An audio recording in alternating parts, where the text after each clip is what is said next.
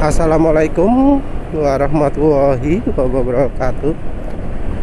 Kali ini penulis mau bahas soal part aftermarket ya.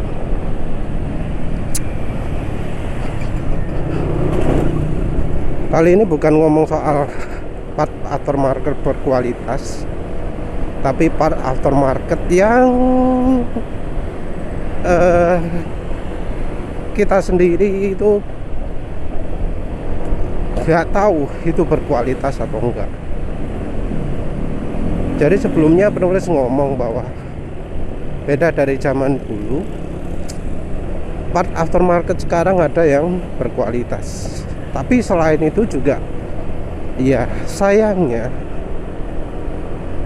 ada yang terkenal nama, tapi ya nggak terlalu bagus juga. Walau tentu ya kita bisa hindari yang merek-merek buatan komponen pabrikan ya. Jadi misalnya Indomobil part itu kan Indopart itu kan terkenal untuk partnya Suzuki, tapi kan mereka buat juga untuk yang Honda, untuk yang Yamaha. Itu dari sisi kualitas masih termasuk oke lah. Terus bukan dari kualitas ya, dari standar pembuatannya masih termasuk oke. Terus ada yang merek Federal, itu kan biasanya untuk Honda, tapi ya buat part untuk Yamaha, bisa dipakai untuk Suzuki juga.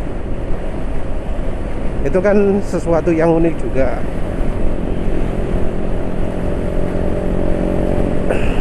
Nah,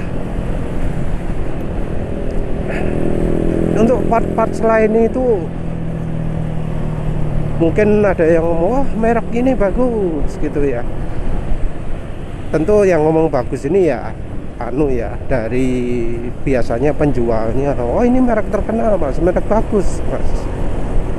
Nah, apa bagus betulan? Karena sering ya ada merek-merek yang ya kesannya bagus, tapi ya misalnya kalau untuk kampas rem besinya ketipisan. Oh mungkin kampasnya awet, tapi ya nggak pakem, kan ya nggak enak juga ya. Ngapain apa jenenge ngapain awet kalau nggak pakem. Terus ya ada juga yang lebih parah lagi, seperti misalnya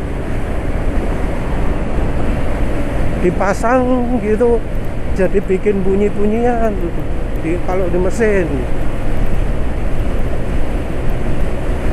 jadi bikin berisik, jadi bikin masalah juga bisa.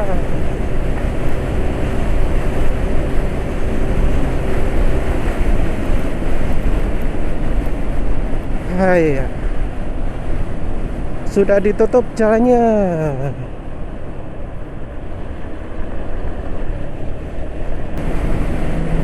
Yang biasa bikin nggak pas itu adalah kalau yang dimensinya itu butuh ukuran tertentu.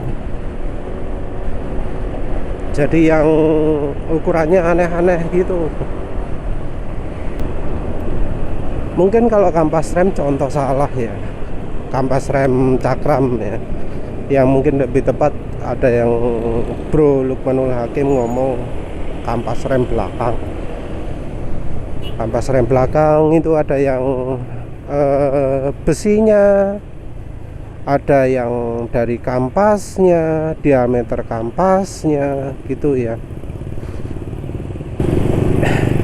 Yang bikin repot adalah kalau dimensinya itu nggak tepat ya. Kalau dimensi nggak tepat, maka misal terlalu tebel gitu ya, terlalu lebar, maka bisa menggigit bagian samping, jadi ada hambatan. Penulis pernah melihat ini terjadi waktu penulis pakai kampas rem belakang apa ya, merek apa sih, VTEC atau apa ya. Jadi dari sisi lebarnya itu nggak pas, terlalu lebar sehingga harus dipapas dulu ya. Ya untunglah bisa dipapas dulu sehingga bisa dipakai. Nah, tapi kalau itu misalnya terjadi di mesin gitu gimana?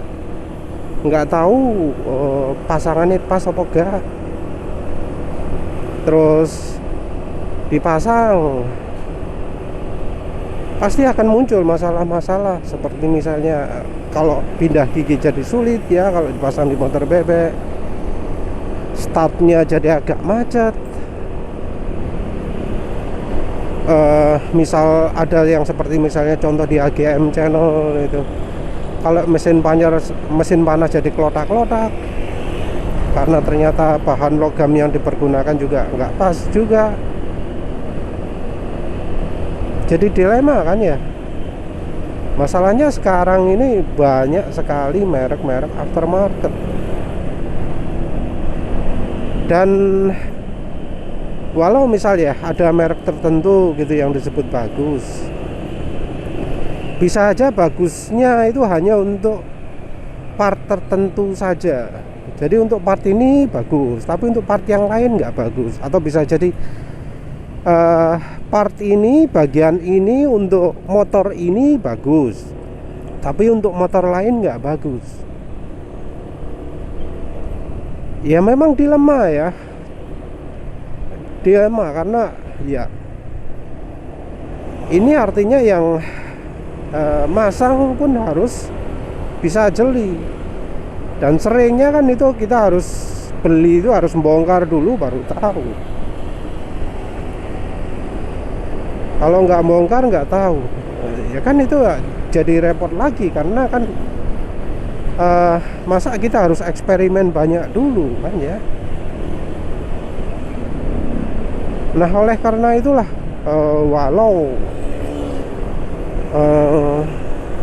banyak part aftermarket, orang lebih cenderung pilih part orisinil, walau memang misalnya ya part orisinilnya itu nggak awet.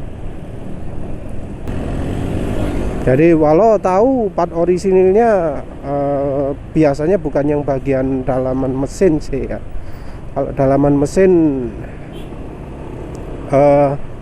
secara presisi dari pabrikan itu paling baik. Walau misalnya kualitas bahannya kalah, tapi matching dengan part lain itu dijamin pas, dijamin oke. Baru kalau sama-sama aus bisa jadi pertimbangan.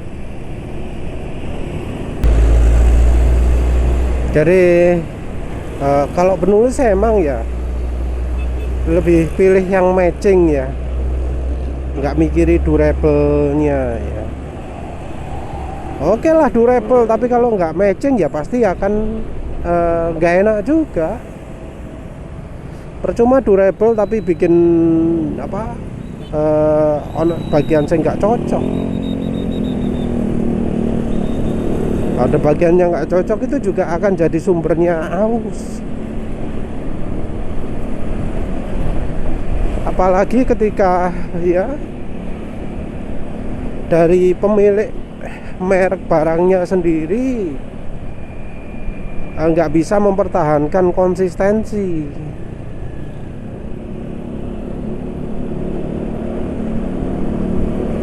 Karena ya biasanya juga ada yang memanfaatkan rebranding ya. Minta sama pabriknya ya, buat merek sendiri kan ya. Terus pabriknya itu banyak, jadi untuk misalnya kampas rem dari pabrik ini, untuk noken as dari pabrik ini, untuk piston dari pabrik ini gitu ya. dia rebranding banyak merek, jadi nggak punya pabrik sendiri. Mungkin secara keseluruhan kelihatan sama, tapi mungkin misalnya lubangnya ada agak geser sedikit, lubangnya agak kecilan sedikit, agak besaran sedikit gitu, dan itu nggak kedetek mata, itu masalahnya. Kita sulit untuk mengetahui hal itu. Jadi misal diomong, ini bahannya bahan ini, bahan yang jauh lebih bagus nih, kelasnya kelas 5 gitu ya. Tapi kalau presisinya nggak tepat, ya sama saja.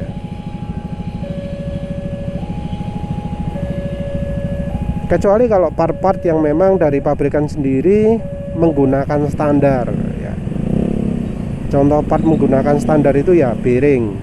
Jadi kalau untuk bearing dari pabrikan juga biasanya menggunakan merek tertentu ya. Merek apa misalnya? Merek Koso gitu ya. Walau ada juga yang dari Honda misalnya itu selalu berusaha untuk membuat sendiri ya. Kalau membuat sendiri nih ya jadi bikin konsumen susah ya. Cari partnya susah. Apalagi ketika merek Honda itu part orisinilnya langka. Walau untuk model 2023 misalnya, sekarang ini Januari 2024, cari model 2023 bisa aja langka, bisa aja harus inden 3 bulan. Apa ya konsumen mau 3 bulan motornya nganggur gak bisa digawe? Biasanya jarang mau. Jadi ya banyak konsumen yang milih cari aftermarket. Aftermarket ya tentu mereknya wis aneh-aneh gitu. Kalau bearingnya nggak standar, ya wis konsumen ya wis gambling lagi. Tapi biasanya kalau dari mekanik-mekanik bengkel carinya itu ya dari spesialis. Jadi merek ini, dia merek spesialis bearing ya, pilih merek itu. Terus ini merek spesialis piston, ambil dari situ. Piston atau silinder biasanya itu spesialisasinya jadi satu. Noken as juga. Tapi ada juga bagian-bagian yang nggak begitu umum gitu. Nah itu pasti banyak merek yang aneh-aneh gitu. Walau ada saja, karena ya namanya permintaannya pasar besar ya pasti akan muncul ya, produk-produk tersebut. Ya tentu kualitasnya akan jauh di bawah standar. Nah jadinya motornya lama-lama akan dipenuhi oleh komponen-komponen tidak standar yang akhirnya jadi makin banyak penyakit motornya. Jadi oleh karena itulah ya, makanya beli motor Honda bekas itu resikonya lebih besar, karena ya penyakitnya banyak, dan begitu sudah rusak itu kemungkinan diganti pakai part KW-nya itu jauh lebih besar. Walau motor tersebut diserviskan di bengkel resmi sekalipun. Jadi walau diserviskan di bengkel resmi, bisa aja konsumen itu nggak dikasih part asli, karena ya part asli itu langka kan kalau untuk Honda. Jadi walau dari mekanik luar pun ya, mekanik selain bengkel resmi pingin nyari yang ori, itu juga kadang butuh perjuangan. Pingin cari yang ori nggak bisa, karena langka, harus inden gitu. Walau memang ada part-part yang lebih bagus gitu, tapi nggak semua part itu ada merek bagusnya. Nggak semua part itu ada merek yang sip. Nah, kalau sudah ketemu yang jelek, ada satu part saja komponen di motor yang nggak oi, nah itu jadi sumber kelemahan. Karena keawetan mesin itu tergantung pada bagian yang paling lemahnya. Jadi ya pilih motor itu kalau bisa cari motor yang partnya nggak langka. Jadi jangan ambil merek Honda wis kasarane kok ngono lah. Yang partnya banyak itu Yamaha, orinya banyak. Suzuki juga masih bisa didapat lebih mudah daripada merek Honda. Jadi walau secara mitosnya itu part Suzuki disebut langka, itu mitos tok ya. Konsumen bisa beli langsung dari Suzuki ke website resmi Suzuki untuk beli part-partnya. Nggak butuh aneh-aneh, neko-neko, muter-muter, langsung order ke Suzuki bisa. Yamaha ada lapak resmi, boleh langka mungkin masih bisa tanya ke administratornya. Tapi Yamaha itu terkenal mudah cari part orinya. Ya wes lah, itu saja ya. Jadi kalau sudah motornya Honda ya, kalau pas sudah ketemu sulit cari part gitu ya, wes kayaknya entah berjuang cari online kemana-mana, cari ke pasar bekas atau apa. Kalau nggak nemu ya mau nggak mau harus pakai KW. Itu wes sudah resiko ya. Ya wes itu saja. Terima kasih sudah menonton. Assalamualaikum warahmatullahi wabarakatuh.